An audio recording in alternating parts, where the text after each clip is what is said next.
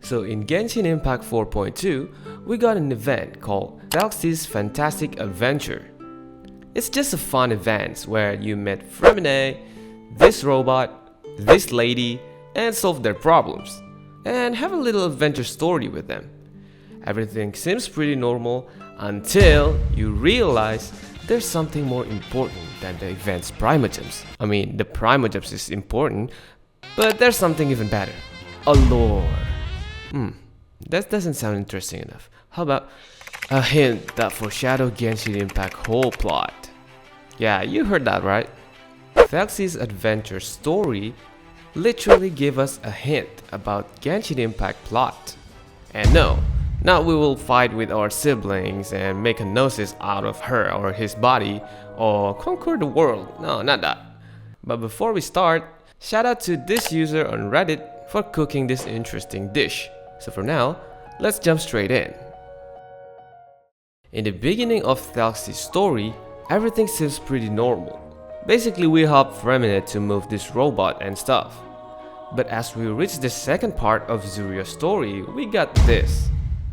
The day of Iridescence parade came as expected, but countless monsters also arrived alongside the prince. The monsters were evil and cruel, and they struck fear into all Order M's heart. The word is, I'm not as singing as they were. But he had already lost everything, and could only spend his days singing mournful song. Well, nothing's really weird about this, since it's just a made-up story. But if we think like Detective Paimon, this narration kinda similar to Kainria plot. How though? Well, let's see it this way. The water imps are the people of Kainria. The prince is our sibling, and the mysterious masked person is Dainsleif. Let's say that for now. Well, I do have a few little things to say about this, but let's save that for later. In Zuria's line, she said we need to treat the book's story seriously, as if it's a story that actually happened, and we will need to go on a journey like Thelcy. Well, this sounds like a pure fantasy story that came out of a child's book, but if you realize it actually happened, and is a part of our or the world's story. If Thelcy is here actually a metaphor for our siblings, it kinda aligns with what she experienced all this time. She explored the world, and we will need to go on a journey like she did before. And guess what? We did exactly what she have done, exploring the world. Well, this sounds more like a stretch, but we still got a lot more to come. During this specific part of the quest, Zuria told us about an underwater kingdom that was exist 500 feet beneath the surface. And yep, you got it just right. The Water Imps Kingdom might be implying Kainria. But how? Zuria specifically mentioned 500 in the story, and Kainria disaster was 500 years ago. Well, it might be just a random number that randomly pop up in the story. But if that sounds weird to you, after Sumeru's arc, we found this giant gate, I don't know, which we believe is a door to Kainria. Well, not sure it's exactly 500 feet beneath the surface, but as we all know, the location of this door is pretty deep below the surface of Sumeru. But that still doesn't prove that this event related to anything, right? So we'll move on to the juiciest part of the story where we'll see more hints that might be canon in the future. But before we move on, let me introduce you to our sponsor for today's video, TokyoCatch. TokyoCatch is the latest online crane game where the prize could be sent straight to your place, making it an experience that you can feel whenever and wherever you want. Isn't that nice? TokyoCatch uses a real-time live streaming video to link your phone to a real crane game machine in Japan. Unlike other crane game machines, TokyoCatch have a lot of cool limited edition Japanese anime figures and plushies for you to obtain. They will also add another new figures every day. You want Naruto? They got you. You want One Piece? Easy. You want Demon Slayer? Say less. And there's a lot more anime figures from different series. And so far I've won 3 premium action figures. And now I'll just need to sit on my chair sipping a cup of tea and wait for the prize to come to my front door. And I know you guys wanted to try it too. So I will leave a unique link in my description box so you can register through that link and get 5 free tickets to play the crane game machine.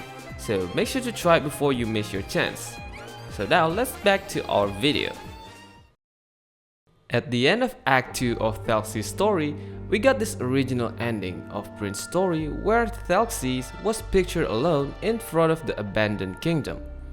But later on, we are destined to change the ending, so Thelxie is not alone anymore, and he got his comrade standing next to him, and we got the happy ending for the kingdom too.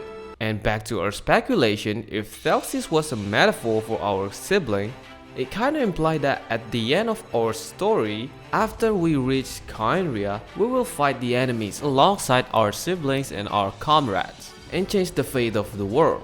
Well, in early version of the game, we might ignore this since changing fate sounds impossible. But after Fontaine's Arts and Quests, it sounds more plausible since we changed the fate of Fontaine's and Fontaine's people. But if it's all really connected to the plot, the only question that I have about this, if Thelxie is the metaphor for our siblings and Zuria is Dane's slave because you got the mask here, then who is Freminet? Could it be the Fatui or Tsaritsa that will join us in the final fight?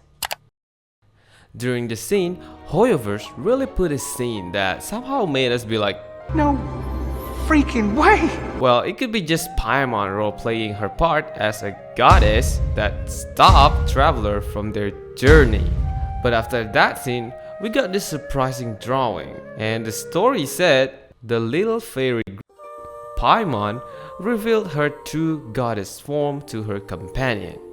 Well, this Paimon stuff was always confusing topic for players, because we speculate her identity too much. Like, we speculate that she is the Sustainer because they look alike, or even the Heavenly Principle themselves, or also other names. But we do believe that she is not just a simple fairy that exists without any reason.